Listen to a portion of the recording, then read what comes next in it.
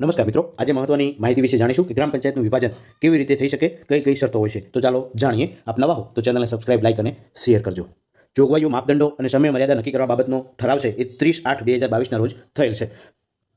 જૂથ ગ્રામ પંચાયતના વિભાજન તેમજ પેટાપરાને સ્વતંત્ર ગ્રામ પંચાયત આપવા અંગેની જોગવાઈઓ. વસ્તીનું ધોરણ 1000 માણસોની વસ્તી. બીજું છે 750 માણસોની વસ્તી માત્ર આદિજાતિ વિસ્તાર માટે.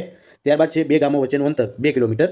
છૂટછાટ: જે ગામની માથાદીઠ આવક ₹25 કે તેથી વધારે હોય ત્યાં 2 ગામો વચ્ચેના અંતરમાં 1 કિલોમીટરની છૂટછાટ આપી શકશે. ઉપરોક્ત માપદંડ લક્ષ્યમાં રાખી કોઈ જવાબદાર કાર્યકર કે લોકપ્રતિનિધિની રજૂઆત કે અભિપ્રાય મળે તો તે અંગે ગુણદોષના આધારે વિચારણા કરી શકાશે. ગ્રામ પંચાયતના વિભાજન અંગેની અરજી જે તે ગ્રામ પંચાયતના કુલ મતદારોના 5% મતદારોની સહી અને અંગૂઠાના નિશાન સાથે જ કરવાની રહેશે. દરખાસ્તમાં લેખિત બાંહેધરી મેળવવાની રહેશે. એ આ ઠરાવની અંદર સામેલ છે. હું નીચે ડિસ્ક્રિપ્શનમાં લિંક પણ મૂકી દઈશ, ત્યાંથી તમે ડાઉનલોડ પણ કરી શકશો. જંગલ વિસ્તારના ગામોને અલગ ગામઠાણ ન હોય તો પણ અલગ ગ્રામ પંચાયત આપી શકાશે. ઉપરોક્ત ક્રમ 1 થી 6ની નક્કી થયેલ જોગવાઈઓ માપદંડોમાં એક અથવા એક કરતાં વધુ માપદંડો જળવાતા ન હોવા છતાં અપવાદ રૂપે જે તે ગામની સ્થાનિક પરિસ્થિતિ ધ્યાને લઈને કોઈ એક અથવા એક કરતાં વધુ માપદંડોમાં છૂટછાટ આપીને વિભાજન કરવાની સત્તા સરકારશ્રીને એટલે માનનીય મંત્રીશ્રી પંચાયતને રહેશે.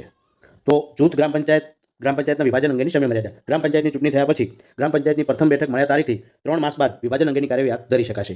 સરકાર દ્વારા ગ્રામ પંચાયત વિભાજન અંગેની દરખાસ્ત પરત્વે નિર્ણય લેવાયા બાદ આવી દરખાસ્ત અંગે 1 વર્ષના સમયગાળામાં પુનઃ વિચારણા કરી શકશે. ત્યારબાદ આ અંગે વિચારણા કરવાની રહેશે નહીં. આવી કોઈ અરજી અંગે પુનઃ વિચારણા કરવાની હોય તો તે અરજી 1 વર્ષની અંદરના સમયગાળાની હોવી જોઈશે અને છૂટછાટ માટે વિનંતી કરવામાં આવે તો તે અંગેના વ્યાજબીપણાની નોંધ પૂરક માહિતી તરીકે દર્શાવેલી હોવી જોઈએ.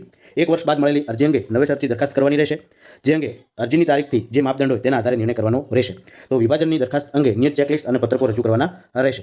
તો આ નીચે પત્રકો પણ અહીં ઠરાવની અંદર આપેલા છે કે કેવા કેવા પત્રકો જોઈએ. તો આ જો તમારે જોઈતા હોય તો હું નીચે ડિસ્ક્રિપ્શન લિંકમાં મૂકી દઈશ, ત્યાંથી પણ તમે ડાઉનલોડ કરી શકશો.